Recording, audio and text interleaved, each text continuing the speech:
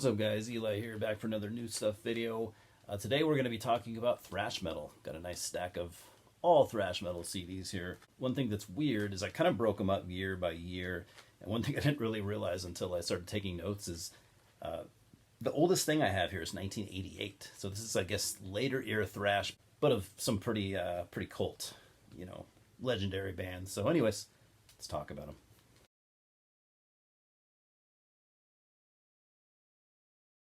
So the first year we're going to talk about is 1988, and we're going to do Surfin' with MOD from MOD. MOD, Methods of Destruction, were a thrash, kind of a crossover thrash band from New York City, formed in 1986. This is their second release following the debut full-length USA for MOD. So this is a 2005 Megaforce Records re-release, and it's a weird release. So this band is known for having Billy Milano. I don't remember the story with MOD, but obviously, he helped form SOD, and then he formed MOD as kind of like a side project. I'm not really sure, but anyways, it's a weird release. So you have an EP of, all new material, but then you have like a fake movie soundtrack. I gotta say, I don't really like the fake movie soundtrack. I like most MOD tunes, but like they even call it the movie, and it's like 23 minutes. It's like dialogue with like some songs in between it. I don't know the story. I think it's just a tongue-in-cheek, literally like a fake movie soundtrack. And I guess if you look at it that way, it's kind of amusing, but it's not something that you're going to probably return to, time and time again. But if you like good classic crossover, MOD is a cool band. I kind of actually prefer MOD to SOD, especially like that first MOD album. I think it's a ripper. I don't reach for it that often, but I mean, I do like it. So.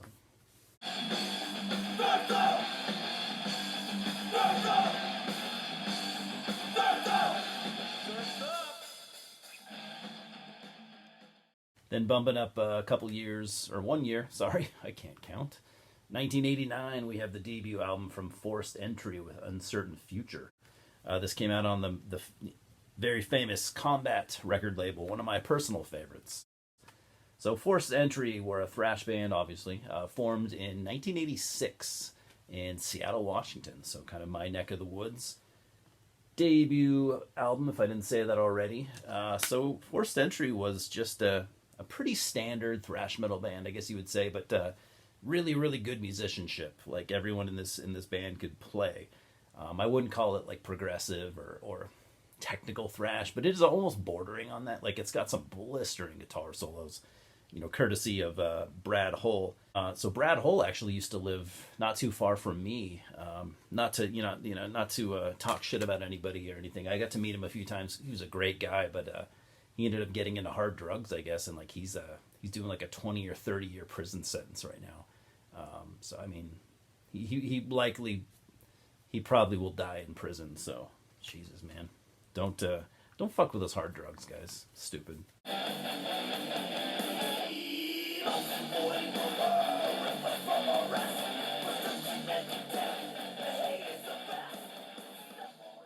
Then we've got the debut album from Wrathchild America, Climbing the Walls.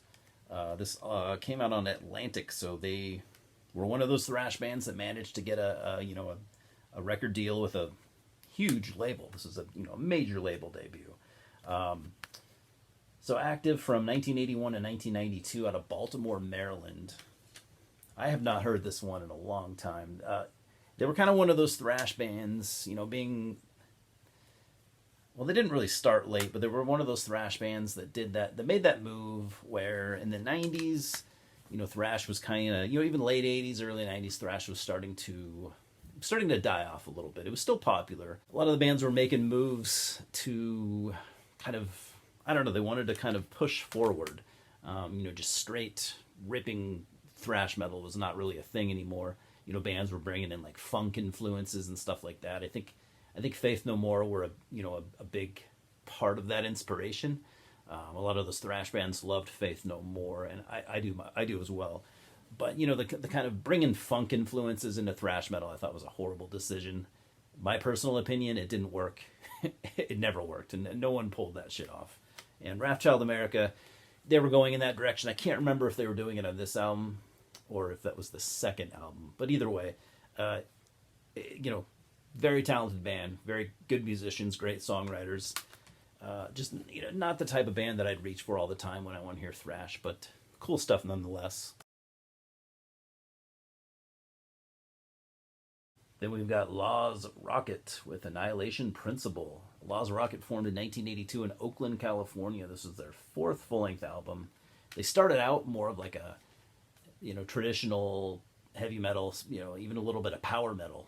And they would go thrash metal, I can't remember, on their second or third album or something like that. I always thought this band was absolutely killer. Every style they did, whether it was power metal or thrash metal, they excelled at it. This is actually an Old Metal Records pressing. You might know Old Metal Records. It was King Fowley's record label for a while. He doesn't do it anymore, but did it for a good amount of time. King Fowley from Deceased. If you're a fan of Deceased, you know King Fowley. He's a great dude. And check out Law's Rocket if you're a thrash fan. If you're a longtime thrash fan, you're well aware of Law's Rocket. But if you're maybe someone on the younger side, kind of getting into thrash, definitely add Law's Rocket to your wish list or whatever list of bands to check out. Don't let the kind of silly band name turn you away. It's a killer thrash metal.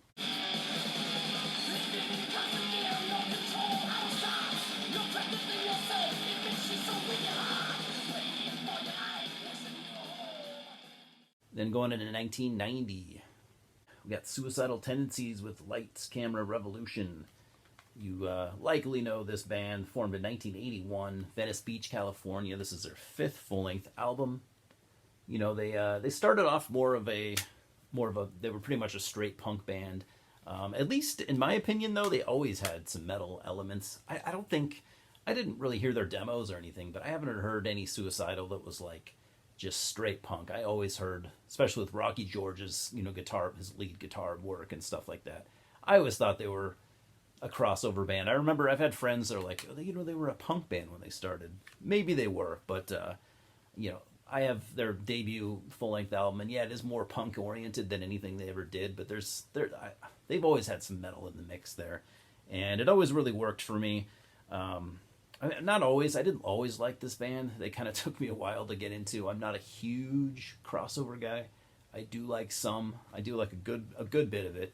But yeah, excellent band. I like everything they did in the 80s and up to the early 90s. So I haven't heard this one in a long time, long time. So it's about time I throw it on. Then we've got Zentrix with For Whose Advantage. Look at that classic Repka cover art. So this came out on RC Records, Roadrunner, classic label of the early 90s. So Zentrix formed in 1988 in England. This is their second full-length album. And, I've said this many times before, I'll say it again. Thrash bands that kind of got a late start, they just never seem to have longevity. Like, there's no... I would always say 86, but there are some exceptions to the rule. Most thrash bands, if they started after 86, they just... It's like they didn't have enough time to get enough momentum to survive the 90s. Because they were playing a style of music that would, become much less popular within... Let's say if you started in 87, you only had 3 or 4 years to hit peak popularity before the type of music you're playing just wasn't cool anymore. So Zentrix, they had a good go at it. Let's be honest. They weren't super original. They sounded very Bay Area. They sounded like Metallica, Testament, stuff like that. But they did it well, and that's why they made some waves. But I think they just started a little too late. 88 or 80. What did I say? 88. Yeah, 88 was just too fucking late for a thrash band. I think you'd be hard pressed to find any thrash band that started as late as 88 and, had long-term, longevity and, sold a good amount of records. It really just never happened. So Zentrix are pretty cool. They're not one of my favorite thrash bands, but, all this stuff I picked up at a local record store. I saw this on the racks and, I have some Zentrix in my collection. Just never had this one. So figured it's worth picking up for sure.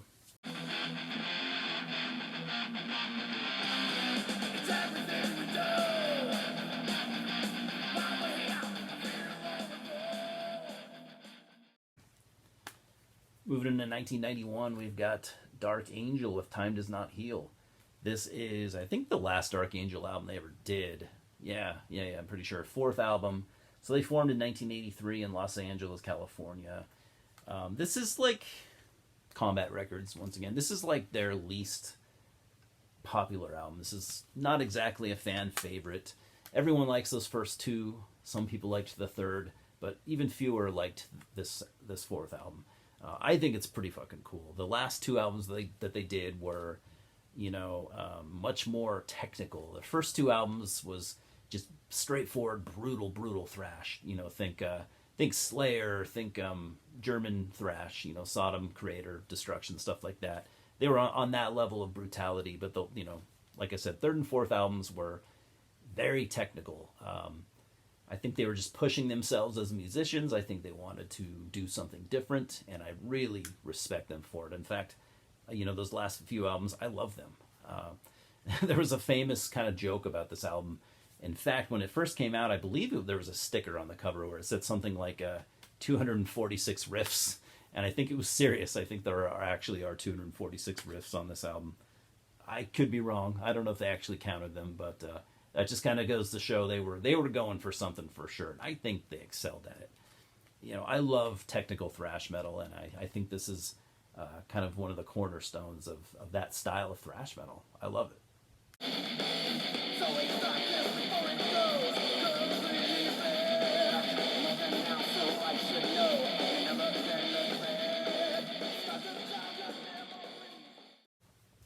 In 1992, we've got The Ritual from Testament, fourth full-length album, fifth album.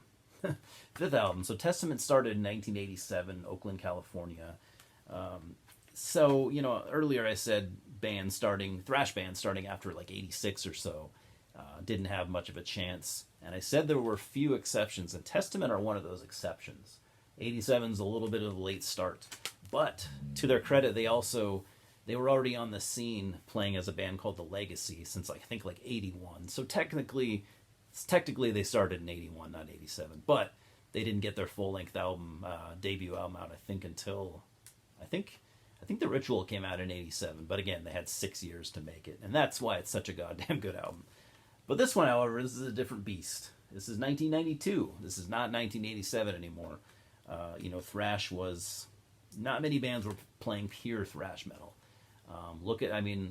The big four, all the American thrash bands were either not playing thrash at all by 92, or they had altered their sound drastically. And Testament, they did too. This is kind of comparable to, like, say, the Black Album from Metallica. I think, personally, I like this album more. I'm not necessarily saying it's a better album, because the Black Album is a well-written album, let's be honest. But, I don't listen to it anymore at all. I don't reach for that album ever. But I think it still has its importance. So I actually prefer The Ritual to the Black Album, but again, it is comparable. So haven't heard this one in a long time, so glad to own it, and hopefully I still like it. I haven't heard it for so many years.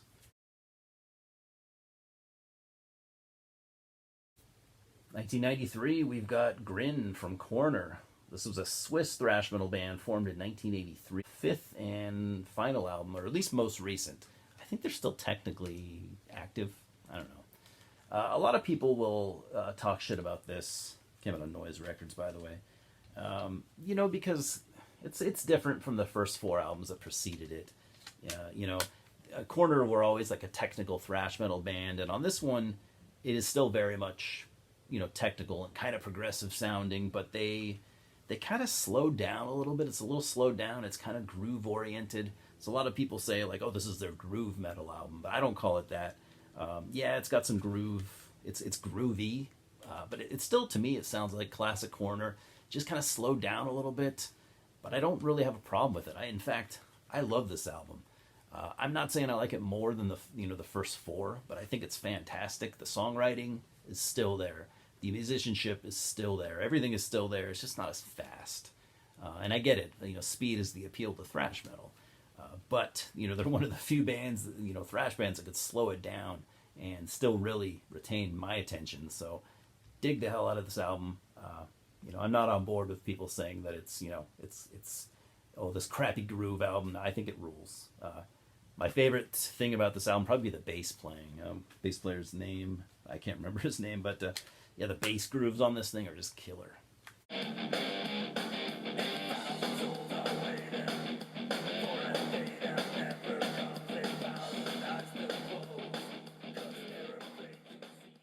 Then we're going to jump way up to 2009. We got the 12th album from Megadeth, End Game. I'd been meaning to pick this up for a while.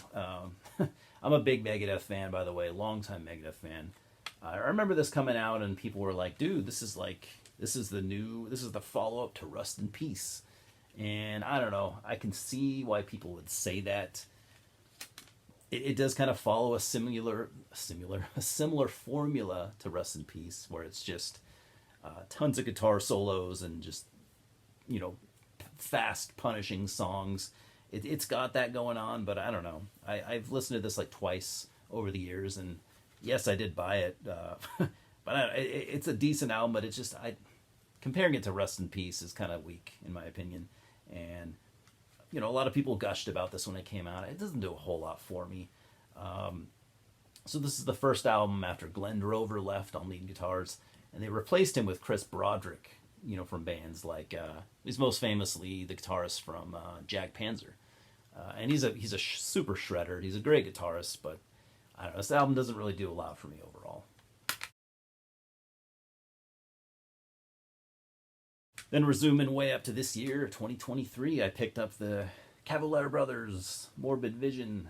This is the kind of infamous at this point re-recording of the debut Sepultura album Morbid Visions from '86. Max Cavalera and his brother Igor.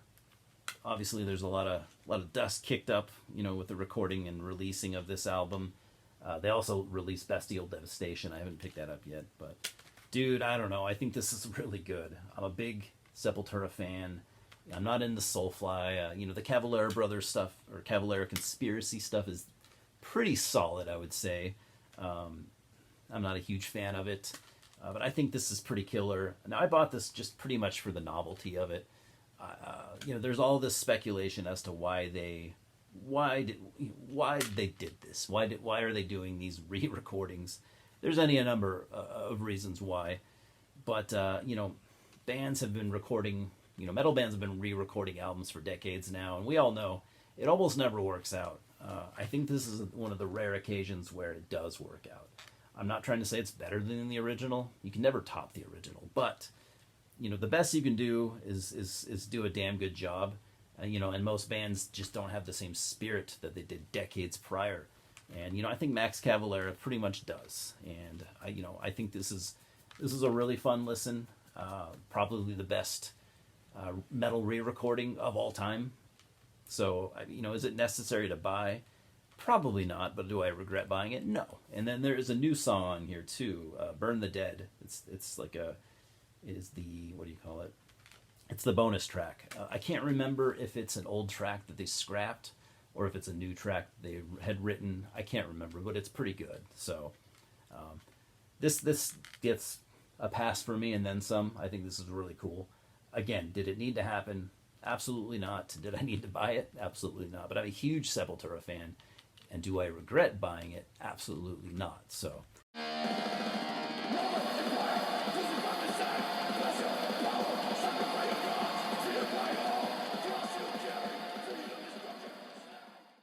Anyways, that's it for my stack of Thrash.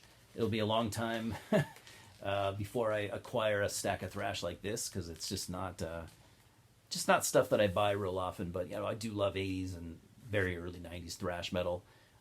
Thrash was the first, like, if you want to call it an extreme genre, I kind of do.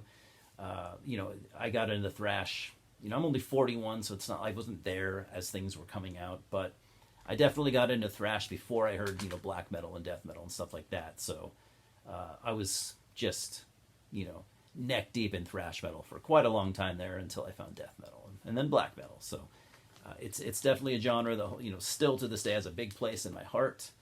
And it's just not something that I, buy and listen to as often these days. But Anyways, guys, what do you think? Got any thrash metal fans out there? I really don't know, since I don't talk about thrash on this channel a whole lot. I'm curious to see what you guys have to say. So I think what was cool about this video is it's not your typical, 1981 to 86 era thrash. This is, this is 88 through, basically 88 through 93 for the most part. So this is kind of the later era of the original thrash stuff, the original run. This is 88, like I said earlier, 88, it wasn't dead or anything, but it was slowing down drastically. So, it's cool to see what bands were doing in the, late 80s, early 90s. If you aren't really aware of it, check some of these albums out. So anyways, guys, good to see you as always. I appreciate you stopping by, and we'll talk soon, huh?